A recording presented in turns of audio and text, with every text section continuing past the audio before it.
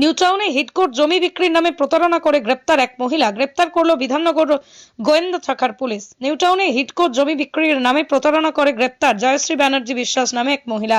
দমদম এলাকা থেকে গ্রেপ্তার করে বিধাননগর গোয়েন্দা শাখার পুলিশ। একাধিক ব্যক্তিকে হিটকোট ভুয়ো জমি দেখিয়ে একাধিক টাকা হাতিয়ে প্রতারণা করতো এইভাবেই এই মহিলা। একটি প্রতারণা চক্র চলতো। এর আগেও বিধাননগর গোয়েন্দা শাখার পুলিশ দুজনকে গ্রেপ্তার করে। তাদেরকেই জিজ্ঞাসাবাদ করে অন্যতম পণ্ডা মহিলার খোঁজ পায়।